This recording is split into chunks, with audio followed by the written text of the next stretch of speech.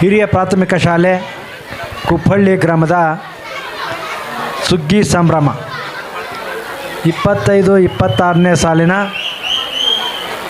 ವಾರ್ಷಿಕೋತ್ಸವದಲ್ಲಿ ಈ ಶಾಲೆಯ ಕಾರ್ಯಕ್ರಮದಲ್ಲಿ ಭಾಗವಹಿಸಬೇಕು ಅಂದಾಗ ನನಗೆ ಯಾವಾಗಲೂ ಹೃದಯ ತುಂಬಿ ಬರುತ್ತೆ. ಯಾಕೆಂದರೆ ನಾವು ಓದಿ ಆಡಿ ಬೆಳೆದಂಥ ಶಾಲೆ.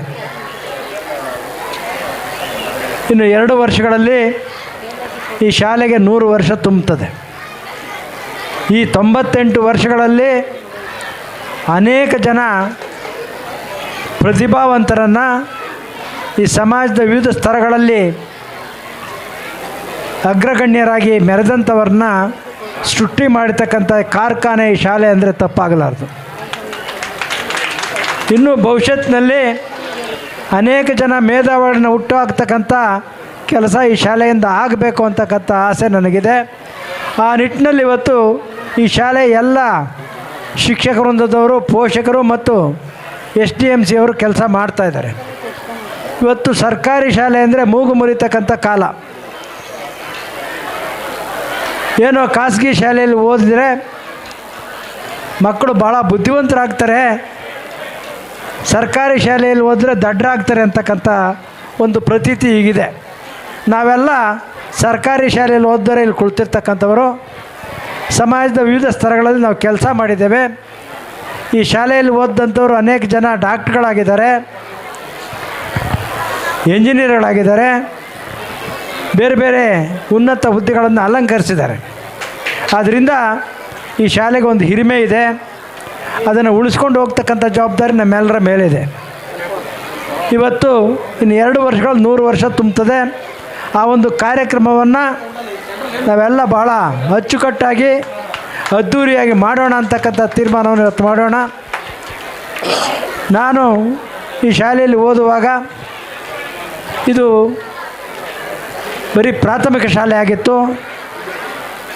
ಆ ನಂತರ ಇದು ಹಿರಿಯ ಪ್ರಾಥಮಿಕ ಶಾಲೆ ಆಯಿತು. ಹಿರಿಯ ಪ್ರಾಥಮಿಕ ಶಾಲೆ ಆಗಿದ್ದು ನಾವೇ ಮೊದಲನೇ ಬ್ಯಾಚ್. ಆವತ್ತು ನಾವು 7th ಎಕ್ಸಾಮ್ ಬರೀಬೇಕಾದ್ರೆ ನಂದಿಗೆ ಹೋಗ್ಬೇಕಂತ ಪರಿಸ್ಥಿತಿ ಇತ್ತು.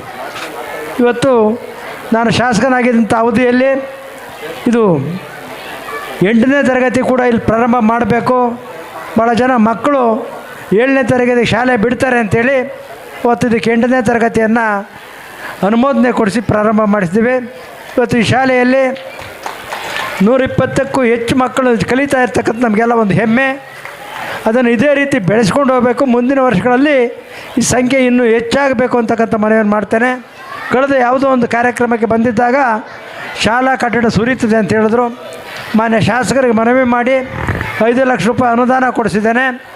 ಅದನ್ನು ಏನು ಇಲ್ಲಿ ರಿಪೇರಿ ಕೆಲಸಗಳಿದೆ ಅದನ್ನೆಲ್ಲ ನೋಡಿ ಮಾಡಿಸ್ಕೊಳ್ಳಿ, ಸಾಲ್ತಾ ಇದ್ದರೆ ಇನ್ನಷ್ಟು ಅನುದಾನವನ್ನು ಕೊಡಿಸ್ತಕ್ಕಂಥ ಪ್ರಯತ್ನ ಮಾಡೋಣ ಅಂತ ಹೇಳ್ತಾ ಇವತ್ತು ಭಾಳ ಜನ ಇಲ್ಲಿ ಕಾಯ್ತಾ ಇರ್ತಕ್ಕಂಥದ್ದು ಪಾಪ ಪೋಷಕರು ಮತ್ತು ಮಕ್ಕಳು ಸಾಂಸ್ಕೃತಿಕ ಕಾರ್ಯಕ್ರಮಗಳಿಗೆ.